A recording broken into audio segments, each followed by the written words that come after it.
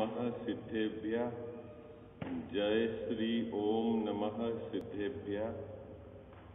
जय श्री ओम नमः सिद्धेभ्यः।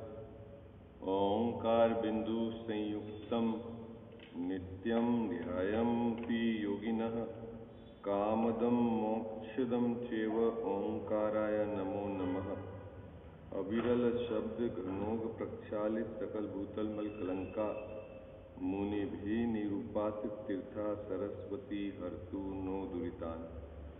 अज्ञान तिमिरा अंधा नाम ज्ञाना अंजन सलाकया चक्षुर्ण मिलितम येन तस्मै श्री गुरुवे नमः। श्री परम गुरुवे नमः। परंपराचार्य गुरुवे नमः। सकल कलुष विध्वंसकम श्रेयसां परिवर्धकम धर्म संबंधकम भव्य जीव मन प्रतिबोध कारकम पुण्य प्रकाशकम पाप प्रणाशमिति इदम शास्त्रम श्री मोक्ष मार्ग प्रकाशक नामधेय अस्य मूल ग्रंथ कर्तारः श्री सर्वज्ञ देवा तद उत्तर ग्रंथ कर्तारः श्री गणधर देवा प्रति गणधर देवा तेषां रचना सामाद्य आचार्य कल्प पंडित टोडरमल जी द्वारा विरचित श्रोतारः सावधान तया शृण्वन्तु। मंगलम भगवान वीरो मंगलम गौतमो गणी मंगलम कुंद कुंदाद्यो जैन धर्मोस्तु मंगलम सर्व मंगल मांगल्यम सर्व कल्याण कारकम प्रधानम सर्वधर्मानां जैनम जयतु शासनम जैनम जयतु शासनम जैनम जयतु शासनम। नमः श्री समयसाराय स्वानुभूत्या सकाशते चित् स्वभावाय भावाय सर्वभावान्तरेछि। मिथ्या भाव अभाव ते जो प्रगटे निज भाव सो जयवंत रहो सदा यह ही मोक्ष उपाय यह ही मोक्ष उपाय।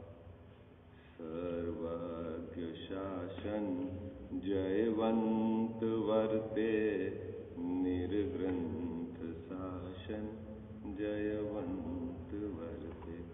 हे यही भाव विच्छिन्न मन में रहता है सर्वज्ञ शासन जयवंत वर्ते निर्ग्रंथ शासन जयवंत वर्ते। जय बोलो देव शास्त्र गुरु की।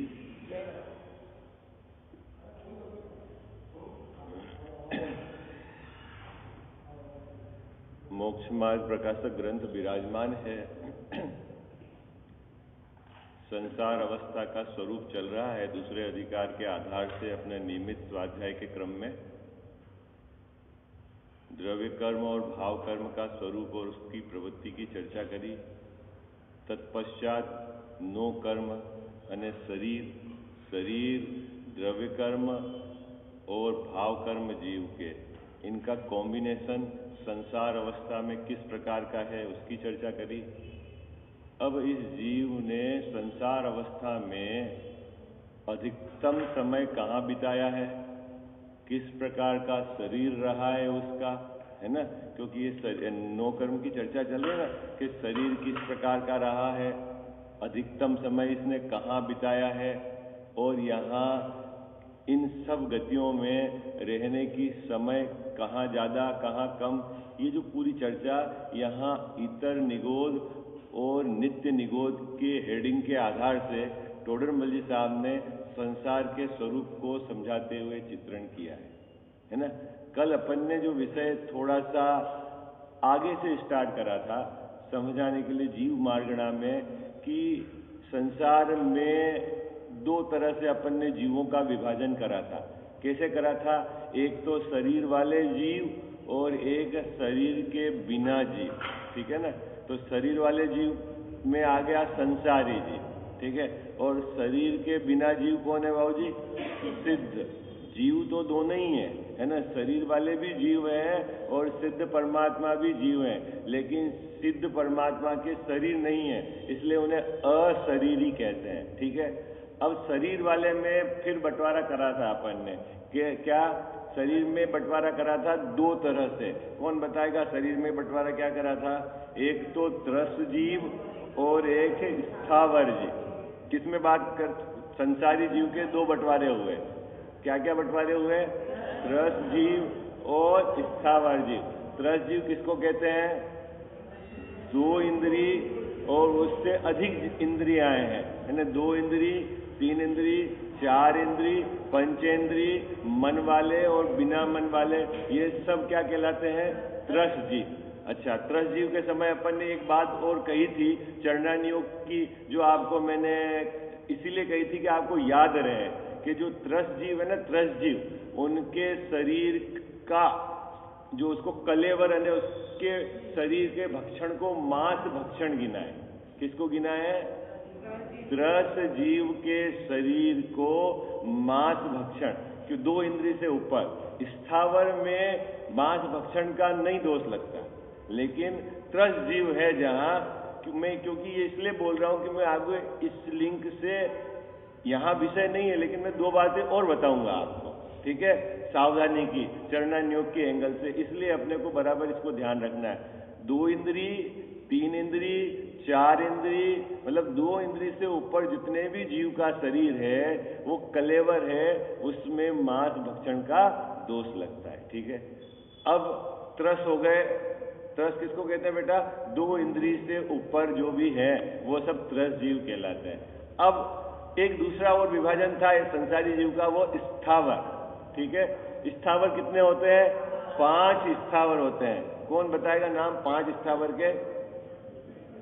पृथ्वी कायिक, जल कायिक, अग्नि कायिक, वायु कायिक और वनस्पति कायिक। ये क्या है? 5 स्थावर है। ठीक है ना? स्थावर है कि इनके मात्र स्पर्शन इंद्रिय है, शरीर तो है लेकिन क्या स्पर्शन इंद्रिय है नहीं। और जो दो इंद्रिय है उनके क्या होगा? स्पर्शन और रसना होगी। तीन इंद्रिय जीव के क्या होगा? स्पर्शन, रसना और घ्राण होगी। ऐसे चलेगा क्रम, है ना? ठीक है, अब 5 स्थावर में से जो वनस्पति काय है, ठीक है ना, वनस्पति काय में अपन ने दो विभाजन किए थे, एक साधारण वनस्पति और एक प्रत्येक वनस्पति। ठीक है, याद रहेगा, साधारण वनस्पति और प्रत्येक वनस्पति। साधारण वनस्पति किसको कहते हैं कजावत साहब? साधारण वनस्पति की क्या परिभाषा है? ये साधारण वनस्पति है ना। साधारण वनस्पति किसको कहते हैं बाबूजी? जो साधारण रूप से अनंत जीव एक साथ रहते हैं, ऐसा कहो, या शरीर की तरफ से कहो कि एक शरीर के आश्रय से अनंत जीव रहते हैं। और कैसे रहते हैं? उनका जन्मना, उनका मरना, उनका भोजन, उनका श्वासोश्वास सब कैसे होता है? एक साथ होता है। ठीक है, साधारण मतलब समझ में आ गया क्या जवाब? साधारण मतलब सब साथ साथ होता है। ठीक है ना। अभी साधारण वनस्पति में दो भेद हैं, नित्य निगोद और इतर निगोद, है ना। अपने को तो यहाँ निगोद शब्द की परिभाषा से यहाँ इतर और नित्य निगोद की बात कही टोडरमल्ली साहब ने। और टोडरमल्ली साहब को यहाँ दो बातें समझानी है कि एक तो शरीर इसको अनादि से कितने काल तक क्या मिलता है और इसके संसार परिभ्रमण में क्या होता है, क्योंकि ये संसार अवस्था का चित्रण है। ठीक है, तो यहाँ निगोद से बात को प्रारंभ करी। निगोद की परिभाषा क्या है? क्या अपन ने कल निगोद की परिभाषा क्या तय करी थी? निगोद है ना, स्थान के आधार से परिभाषित कर सकते हो, शरीर के आधार से परिभाषित कर सकते हो, और ऐसा भी करते हैं कि उस शरीर में रहने वाले जीव को भी निगोदिया कहते हैं। ठीक है, असल तो परिभाषा इसकी शरीर और स्थान के आधार से है। क्या है निगोद की परिभाषा? क्या है? नी अने निश्चित है अनंत जीवों का, गो अने स्थान, द अने देता है। जो अनंत जीवों को स्थान देता है ऐसा शरीर। ठीक है, शरीर क्या? अनंत जीवों को जो स्थान देता है ऐसा शरीर, वो क्या कहलाता है? निगोद। ठीक है, ये और उसमें रहने वाले जीव कहलाते हैं निगोदिया जीव। ठीक है, अभी निगोदिया जीव में यहाँ जो दो नाम आए हैं, इतर निगोद और नित्य निगोद। ये इतर निगोद और नित्य निगोद अपन ने यहां बंटवारा करा ना। एक तो नित्य साधारण वनस्पति में नित्य निगोद और साधारण वनस्पति का दूसरा भेद है इतर निगोद। फिर इसमें अगर साधारण वनस्पति में नित्य निगोद में भी जाकर ये बंटवारा करेंगे तो आप अपन ने जो बंटवारा करा था ना बादर और सूक्ष्म, तो यहां बादर नित्य निगोद जीव, सूक्ष्म नित्य निगोद जीव, ऐसा भी बंटवारा होगा। फिर बादर इतर निगोद जीव, सूक्ष्म ऐसा भी होगा। ये एक इधर का पक्ष है। दूसरा, प्रत्येक वनस्पति में अपन ने क्या परिभाषा निर्धारित करी थी? प्रत्येक वनस्पति में एक शरीर के आधार से एक जीव रहता है, वो क्या कहलाता है? प्रत्येक वनस्पति। और साधारण वनस्पति में क्या थी परिभाषा? शरीर तो है एक और जीव रहते हैं कितने? अनंत जीव रहते हैं, वो है साधारण वनस्पति। ठीक है। अब प्रत्येक वनस्पति में फिर दो विभाजन है। ठीक है, एक है सप्रतिष्ठित और एक है अप्रतिष्ठित। ठीक है, सप्रतिष्ठित और अप्रतिष्ठित में क्या अंतर है? प्रत्येक, अभी इसको बोलेंगे सप्रतिष्ठित प्रत्येक वनस्पति, अप्रतिष्ठित प्रत्येक वनस्पति, ऐसा आप है ना पढ़ेंगे ना, स्वाध्याय करेंगे तो आपको ये ऐसा तो आपको मालूम पड़ना चाहिए कि सप्रतिष्ठित प्रत्येक वनस्पति क्या है, अप्रतिष्ठित प्रत्येक वनस्पति क्या है ना, ये आपको पता चलना चाहिए। बाबू जी क्या अंतर है सप्रतिष्ठित और अप्रतिष्ठित में?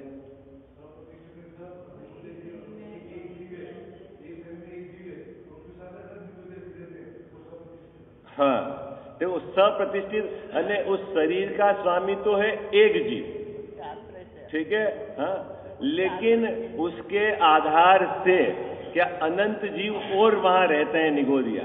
ठीक है, तो वो कहलाती सप्रतिष्ठित वनस्पति।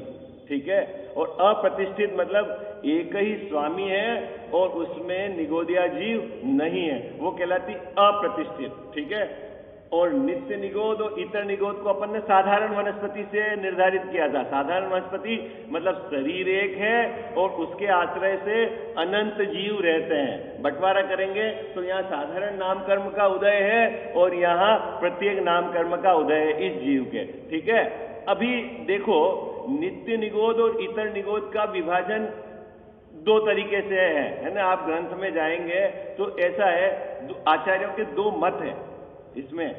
टोडरमल जी साहब ने एक एंगल से बात कही है और ग्रंथ में आप जाएंगे तो दो एंगल मिलते हैं। नित्य निगोद मतलब कि जहां से जीव अनादि से जहां रह रहा है और अनंत काल तक वहां से निकलेगा नहीं। ठीक, क्या नित्य निगोद की क्या परिभाषा? नित्य है ना, अनादि से वहां रह रहा है और अनंत काल तक वहां से निकलेगा नहीं। ठीक है, और अपन ने निगोद की परिभाषा तो ये डाल दी ना यहाँ पर साधारण वनस्पति के अंदर। ठीक है, मतलब एक शरीर है और एक शरीर के आश्रय से अनंत जीव रहते हैं, सबका जन्मना, सबका मरना, सबका श्वासोश्वास साथ साथ होता है और अनंत काल से वहां रह रहे हैं, अनादि से रह रहे हैं और अनंत काल तक रहेंगे। ऐसा जो वो कहलाता है नित्य निगोद, है ना। अभी आपने बहुत सारी जगह ऐसा देखा भी होगा, चित्र बना देते हैं सातवें नरक से नीचे की तरफ तो नित्य निगोद, है ना, और फिर बाकी को इतर निगोद। ऐसा भी कोई मतलब स्पष्ट ऐसा कोई उल्लेख आचार्यों का नहीं है, क्योंकि निगोदिया जीव जो है ना, सूक्ष्म निगोदिया जीव, वो तो 3 लोक में भरा हुआ है। क्या? सूक्ष्म जो निगोदिया है ना वो 3 लोक में भरा हुआ, और सूक्ष्म निगोदिया नित्य निगोद वाला भी है और इतर निगोद वाला भी है। क्योंकि यहाँ है ना नित्य, यहाँ बंटवारा है बादर, और ये प्रत्येक वनस्पति में जो इसमें जो प्रतिष्ठित प्रत्येक वनस्पति है इसमें जो निगोदिया जीव है वो तो नियम से बादर निगोदिया जीव ही रहेंगे। क्या? जो है ना प्रतिष्ठित सप्रतिष्ठित प्रत्येक वनस्पति है इसमें तो बादर निगोदिया ही जीव रहेंगे, लेकिन साधारण वनस्पति में बादर भी है और सूक्ष्म भी है, और जो सूक्ष्म निगोदिया जीव है वो तो तीनों लोक में भरा हुआ है। बाबू जी कहाँ भरा हुआ है? तीनों लोक में भरा हुआ है, ठसाठस। ठीक है, अभी क्या सूक्ष्म और बादर का अंतर तो समझ में आ गया था ना कल अपन ने। सूक्ष्म बादर का अंतर कि बाधा नहीं पहुंचाता है, नहीं तो वो बाधित होता है और नहीं वो बाधा पहुंचाता है, वो कहलाता है सूक्ष्म। आकार के आधार से उसको मत पकड़ना, आप इधर से पकड़ना परिभाषा, किधर से पकड़ना? बाधा नहीं पहुंचाता है और बाधित भी नहीं होता है। कैसे समझो आप कि जो सूक्ष्म निगोदिया जीव है ना, जैसे अभी यहां से इधर निकल जाए, ना तो अपने को प्रॉब्लम है और नहीं उसको प्रॉब्लम। बात पकड़ में आई आपको? कह जाओ सब बात पकड़ में आई? सूक्ष्म निगोदिया जीव है ना, इधर भाई यहां से इसके अंदर से इधर निकल जाए, ना इधर प्रॉब्लम है ना उसको प्रॉब्लम। बहुत मतलब वो है सूक्ष्म निगोदिया जीव। वो कहां है सूक्ष्म निगोदिया जीव? पूरे लोक में ठसाठस भरे हुए। ठीक है, अब उसमें नित्य निगोदिया कौन है और इतर निगोदिया कौन है, ये बंटवारा यहां जो टोडरमल साहब का एंगल है उस एंगल से अपन चर्चा करेंगे। ग्रंथ में एक एंगल आपको ये भी मिलेगा, है ना, क्या कि जो अब भविष्य में कभी भी त्रस पर्याय को प्राप्त नहीं करेंगे, अनादि से निगोद में है, ऐसे जीव को नित्य निगोदी का है। ठीक है, और एक नाम और आपको पढ़ने में आएगा, चतुर्गति निगोद, है ना। चतुर्गति निगोद मतलब क्या? वो इतर निगोद का नाम है ना। त्रस पर्याय पाकर चारों गतियों से परिभ्रमण करता हुआ पुनः वापस निगोद में जीव आ जाता है, वो उसको कहते हैं चतुर्गति निगोद, ये इतर निगोद भी कहते हैं। ठीक है, अभी यहां टोडरमल जी साहब क्या बताना चाह रहे हैं इस प्रकरण में? संसार अवस्था में ये जीव किस शरीर के साथ कहां कितने कितने समय रहा, ये क्योंकि अभी यहां संसार अवस्था का चित्रण चल रहा है। ठीक है, ये तो मैंने जस्ट आपको साधारण सा चित्र बनाया है, आप इसको बना लेना। इसकी डिटेल पहचान, सप्रतिष्ठित वनस्पति कौन सी है, अप्रतिष्ठित कौन सी है, ये पहचान साधारण, ये सब आपको ग्रंथ में मिलेगा, है ना। मार्गणा, जीव मार्गणा की कैसे पहचान है, कैसे उसकी पहचान करनी है। ठीक है, और अपन चलो प्रकरण को प्रारंभ करते हैं यहां पर। ठीक है, पेज नंबर 31। वहां कहां की बात चल रही है? ये संसार के अंदर की बात चल रही है, संसार अवस्था का चित्रण है ना। वहां अनादि से लेकर प्रथम तो इस जीव के नित्य निगोद रूप शरीर का संबंध पाया जाता है। किस जीव की बात चल रही है? जितने भी जीव हैं, है ना, अनादि से, संजय भाई साहब, पहला संबंध किसका पाया जाता है? इसके यहां नित्य निगोद रूप शरीर का संबंध पाया जाता है। नित्य निगोद रूप शरीर मतलब क्या? नित्य निगोद रूप शरीर मतलब बाबूजी कैसा शरीर? जिस एक शरीर के आश्रय से अनंत जीव रहते हैं, उनका जन्मना, उनका मरना, उनका श्वासोश्वास साथ साथ है। कितने समय रह सकते हैं वहां पर निगोद में? देखो क्राइटेरिया है इस संसार परिभ्रमण में, किस जगह कितने समय रह सकते हैं, इसका भी बंटवारा है। ठीक है, इसको मैं मिटा देता हूं। अपन ने बंटवारा कर दिया मोटा मोटा। एक तो है सिद्ध अवस्था,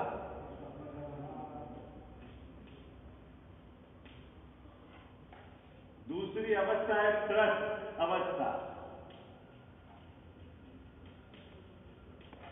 तीसरी अवस्था है स्थावर अवस्था,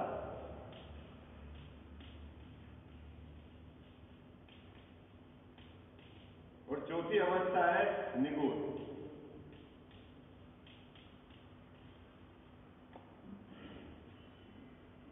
चार जगह हो गए बाबूजी। सरल है? चार भाई आ गया ना पूरा सभी जीवों का बंटवारा। इस संसार में सभी जीवों का बंटवारा आ गया ना बाबूजी। एक तो ये सिद्ध जो हो चुके हैं, वहां कितने समय रहा जा सकता है? ठीक है, त्रस अवस्था में कितने समय रहा जा सकता है, स्थावर अवस्था में कितने समय रहा जा सकता है, और निगोद में कितने समय रहा जा सकता है। ठीक है, अब इस सिद्ध में तो रहो अनंत अनंत काल। ठीक है, वहां जाने के बाद कितने समय? अभी भैया वहां कितने समय कि अनंत अनंत काल। ठीक है, और निगोद में भी आप अनंत काल। ये दो जो डेस्टिनेशन है बहुत हेवी डेस्टिनेशन है बाबूजी, मतलब भारी है। फिर स्थावर में असंख्यात काल रह सकते हैं, और त्रस अवस्था में 2000 सागर से अधिक, बस उससे ज्यादा ये जीव नहीं रह सकता। वो भी अधिकतम की बात है ये। ठीक है ना, ऐसा मतलब सभी रहते हैं ऐसा एक बार त्रस लेके ऐसा भी कोई नियमावली नहीं है ना, लेके और तुरंत अंतर्मुहूर्त से वापस निगोद में आ जाए, ऐसा भी होता है। ठीक है, चलो अभी ये 4 नाम है। अब यहाँ बंटवारा टोडरमल साहब कहते हैं प्रथम तो शुरुआत में यह जीव कहाँ था कि बोले नित्य निगोद में, क्योंकि यह नित्य निगोद की परिभाषा इस तरह से है कि अनादि से जहां रहा है, या जिस जीव ने एक भी बार त्रस पर्याय को प्राप्त नहीं किया है, ऐसे जीवों को नित्य निगोदिया जीव क्या ना, यहां जो परिभाषा ली है एक आचार्य के आधार से, जो वो आधार की परिभाषा टोडरमल साहब ने ली है, क्या ली है कि अनादि से जिस जीव ने एक भी बार त्रस पर्याय को प्राप्त नहीं किया है, ऐसी जो अवस्था है वो नित्य निगोद की अवस्था है। और जिसने एक बार त्रस पर्याय प्राप्त करके पुनः निगोद में चला गया है, वह इतर निगोद है, चतुर्गति निगोद है ना। ये एक आचार्यों का मत ये भी कहता है कि नित्य निगोद उसको कहना है कि जहां से अब बात भविष्य में भी जीव बाहर नहीं निकले।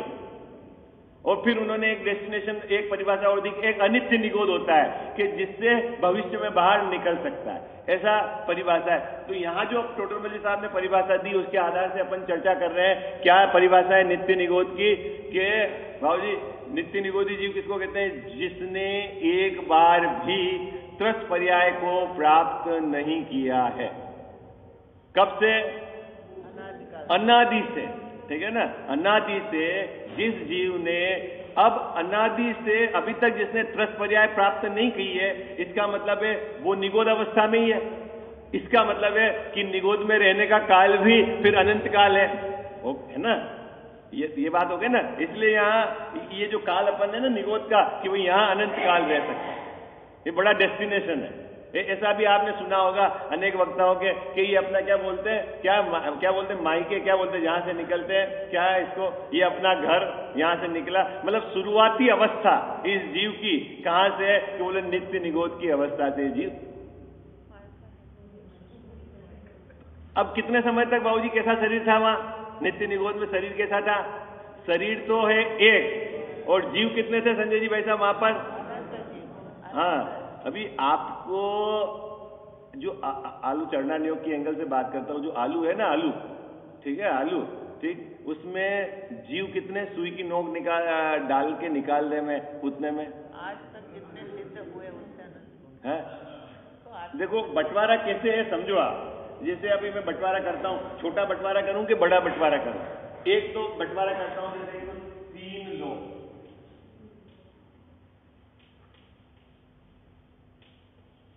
उससे अंदर है भरत क्षेत्र,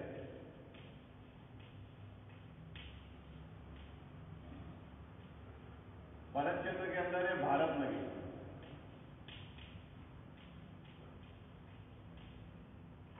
उसके बाद उदयपुर शहर, राजस्थान, भारत नगरी कर दो या आर्यखंड कर दो,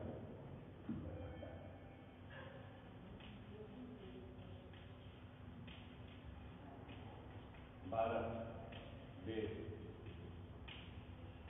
और उदयपुर नगर।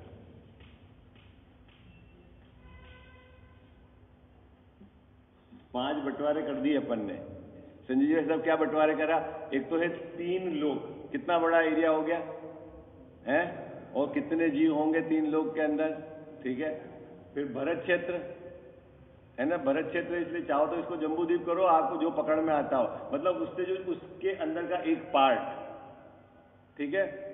फिर भरत क्षेत्र से सॉरी, ये जम्बूद्वीप फिर आर्यखंड करता, भरत क्षेत्र का जम्बूद्वीप, ये तो छोटा वाला पार्ट हो गया, ठीक है, ये जम्बूद्वीप। फिर उसके अंदर का बाबूजी आर्यखंड, ठीक है। फिर भारत देश और उदयपुर नगरी, ऐसे ऐसे। और फिर उदयपुर नगरी में रहने वाले जो अपनी आबादी है 6 लाख 7 लाख मनुष्यों की, ऐसा पकड़ो आप, याद है ना, इतना बंटवारा। ऐसे अपन जो आलू है ना, आलू के अंदर एक सुई की नोक डाल के बाहर निकालें, ठीक है, तो उसके अंदर अनंत तो स्कंद है। पहले नंबर आया स्कंद, कितने स्कंद है? अनंत स्कंद है, उस एक स्कंद के अंदर अनंत अंडर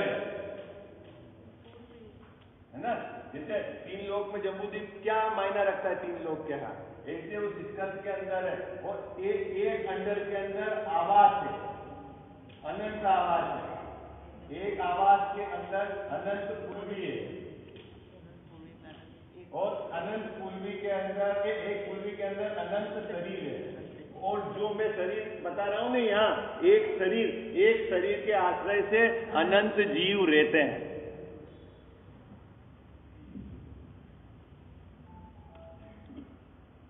और जी कुछ आइडिया लग रहा है आपको कितने हिंसा कितने विराधना होती है?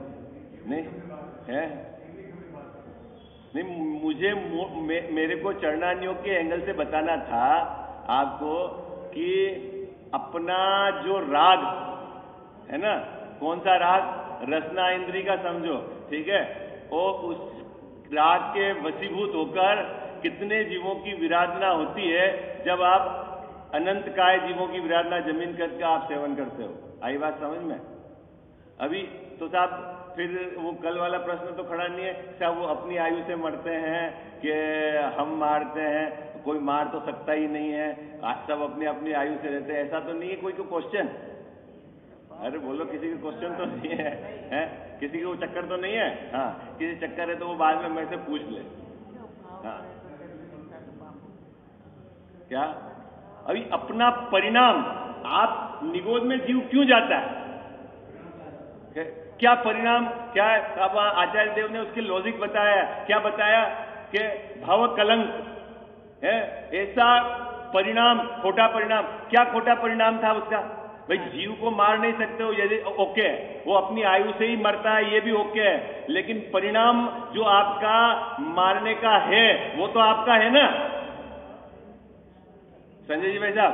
दो बात हैं, एक तो मैंने आपको गाली दी, ठीक है, और आपने गुस्सा करा, इन दोनों में अंतर है कि नहीं है? भाई गाली दी है ये तो आपके उदय की विपरीतता है कि सामने वाले ने गाली दी, लेकिन गुस्सा करना ये तो आपकी विपरीतता है। आप क्यों उसको आधार बनाते हो कि इसने गाली दी तो मैंने गुस्सा करा? नहीं, बात पकड़ में आई है आपको? बात पकड़ में आई कि नहीं आई? ठीक है भाई, बाहर में सामग्री का मिलना वो तो पुण्य का उदय है, लेकिन उसके आधार से आपको अहंकार करना ये तो आपकी प्रॉब्लम है, ये आपकी विपरीतता है। सामग्री का मिलना वो जुदी बात है। और आप ठीक उसी प्रकार कि आपको इतना तीव्र राग है, ये तो अभी उसकी बात चल रही, किसकी बात चल रही? अभक्ष बाबूजी, जिसमें अनंत काय जीव हैं, ठीक है, निगोदिया जीव हैं, है ना, उनकी बात चल रही है। अपन जहां जहां अपने को सावधानी रखनी है, एक तो ये अनंत जीवों का, दूसरा त्रस जीवों की विराधना नहीं हो। उसके अंदर जो जैनियों की पहचान में बताई है, क्या पहले तो पानी छान के पीना। क्या है पानी छानने से एडवांटेज? अरे बोलो ना, कितना प्रमाद हो गया बाबूजी। पहले जमाने में 2 चम्मच पानी छानते थे आप घर में, नहीं? अब क्या हो गया? हेलो, क्यों? क्या क्या किसी को पता नहीं विधि? संजय वैसा विधि पता नहीं तो विधि बता देते हैं, पता होने के बाद फिर नहीं छाने तो सब कुछ बचता ही नहीं है, कुछ दिखता तो है ही नहीं, इधर पानी डाला उधर। अबे तुझे केवली पर विश्वास नहीं है? मैंने 1-2 बार आपको वो बताया था ना, यहाँ पर गुरुदेव श्री के साथ में जब वो भोजन करने के लिए निकल रहे थे तो जो भाई उनके साथ गए तो उन्होंने घास पे पांव रख दिया था। क्या? किस पे? पत्थर रख घास पे पांव रख दिया था। तो गुरुदेव श्री ने कहा कि अनंत जीवों की विराधना होती है। तो किसी ने बोला कौन है देखो? किसने देखा? क्या? तो कैसी डांट लगाई थी फिर कि तुझे अभी केवली पर विश्वास नहीं है, तू तो अभी जैन कहलाने लायक नहीं है। आई बात समझ में? अभी तो जिनवाणी सुनने की पात्रता ही नहीं है। गुरुदेव जी जैसा पवित्र हृदय वाला जीव वो क्या बोले तो बाहर खड़ा होकर निकल जा, जिनवाणी सुनने की पात्रता नहीं है। कौन ने की हो? किसने देखा? किसने कहा? अभी आप ये सब क्वेश्चन आपके भी अराइज हो सकते हैं। किसने देखा ये है संजय भाई साहब? किसने देखा आवास? किसने देखा अंडर? किसने देखा पुलवी? किसने देखा शरीर? अरे केवली भगवान पर विश्वास नहीं है। और तेरा हृदय कितना क्रूर है कि तुझे ये पता है कि इसमें अनंत जीव हैं, उसके बाद भी तू राग के वशीभूत होकर उन जीवों की विराधना करता है।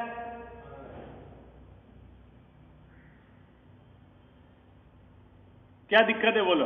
पानी छानने में क्या दिक्कत है? क्या प्रॉब्लम आती है बोलो? जब भी आपको पीना है और आपको लगता है बार बार छानने में दिक्कत है, तो आपके पास है ना उसकी मर्यादा बढ़ाने की विधि है? अरे दो बात है, अगर नहीं है तो भी उसकी भी विधि है भाई। आपके जहां सोर्स है वहां आप एक बार जीवानी करके, नहीं तो आपके घर में टंकी है वहां से ले तो वहां से विधि तो रखो आप कि उस चक्कर में आप बिल्कुल हटा ही दो, है ना भाई? जो संभव है वो तो कर सकते हो आप, और नहीं है तो विश्वास तो है, ठीक है? रात्रि भोजन में क्या दोष है? अरे रात्रि भोजन में अनछने जल में 13 जीवों की विराधना होती है, मांस भक्षण का दोष लगता है। अमर्यादित भोजन है, उसमें 13 जीव की उत्पत्ति हो जाती है, 2 इंद्री 3 इंद्री 4 इंद्री। दीदल है उसमें 13 जीव की उत्पत्ति हो जाती है। त्रस समझ गए आप? हाँ, क्या दिक्कत है? और एक बात मैंने आपको कही थी कि एक वो जो स्लोगन था बड़े पंडित साहब का, क्या स्लोगन था? पवित्रता के लिए साधन भी पवित्र चाहिए, है क्या? पवित्रता प्राप्त करने के लिए है के लिए साधन भी पवित्र चाहिए। क्या बाबूजी? पवित्र साध्य के लिए साधन भी पवित्र चाहिए। आपका सब कुछ पवित्र चाहिए, अपना चिंतन, अपना जीवन, अपने जो देवशास्त्र गुरु, सब पवित्र साधन के लिए सब कुछ पवित्र चाहिए। ऐसा नहीं है कि एक तरफ का कुछ हो गया बस उसको पकड़ के मैं शुद्ध बुद्ध हूं और बाकी सब तरफ अपवित्रता है, ऐसा नहीं, पवित्र ऐसा नहीं मिलेगा। हाँ देखो, मैं आपको इसलिए ये बात यहां कह रहा हूं प्रकरण कि यहां रहने का काल कितना है, यहां कितने समय रहेंगे अपन मनुष्य पर्याय में? बाबूजी कितने समय रहेंगे? और कितने, क्या जोर मार लोगे तो अधिक से अधिक आयु कितनी है इस पंचम काल में? 120 वर्ष। और असंख्यात काल रहना है एक इंद्री में ठूट जैसे स्थिर। अनंत काल निगोद में एक सांस में 18 बार जन्म मरण। और ये जाता क्यों है जीव? ये क्रूर परिणामों से। आई बात समझ में आपको? थोड़ा सा पुण्य का उदय है, फैल रहा है जीवों की, मतलब जीव को जीव नहीं गिनता, दिखावट में बनावट में उसका जीवन हो गया। जीवों के प्रति करुणा भाव नहीं, हृदय की कोमलता ही नहीं है, जैन धर्म प्रविष्ट होने का तो पात्रता ही नहीं है अभी इसके। खेल हो गया है, सिर्फ क्षयोपम ज्ञान, कुछ नहीं होता वो शुष्क ज्ञान से।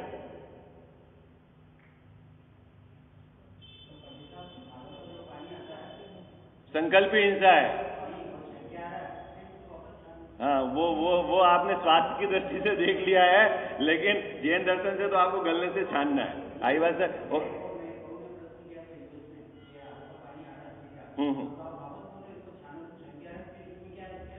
अब जो क्षण के फिल्टर से आ रहा है ना आपको, उसमें जीव कैसे बच रहे हैं ये बताओ आप तो, 13 जीव, उनसे पूछो आप। है कोई कैसे बचते हैं आपको पता है 13 जीव पानी छानने में? कुछ पता ही नहीं है बाबूजी। क्या जो गलना है वो दोहरा डबल वर्ती लेके, सूरज नहीं दिखे, अब आपने इधर से पानी छाना तो जो जल का एक जीव है वो तो जल के साथ निकल जाएंगे, ठीक है, लेकिन जो 13 जीव है वो गलने पर ऊपर ही रह जाएंगे, ठीक है। फिर छने हुए जल से उधर वापस इधर से लेके उन जीवों को उस पानी के साथ लेना, और फिर उस जीवों को जो सोर्स है उस सोर्स में पहुंचाना, फेंकना नहीं ऊपर से।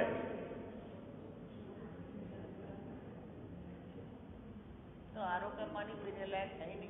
हाँ, वो तो संकल्प ही हिंसा है, वो तो उसमें वो पीने लायक मान लो आप आरओ का पी भी रहे हो तो पानी छानना तो है, क्योंकि एक अंतर मुहूर्त के बाद तो उसमें जीव उत्पन्न हो ही जाते हैं। ये तो आप बराबर ध्यान रखना हो। चले आगे।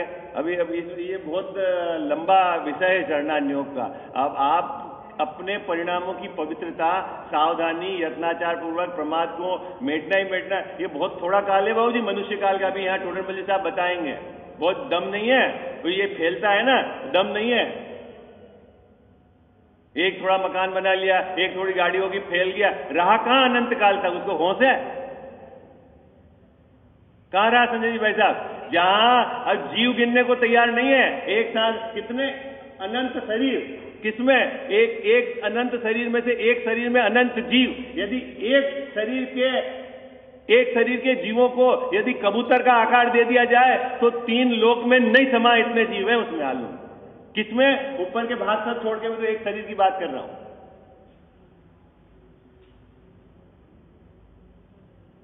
इतनी बात जानने के पश्चात भी इसका राग नहीं टूटता है तो उसके अपने चित्त की वो पैरामीटर तो कर ले कि मेरे चित्त कितना क्रूर है।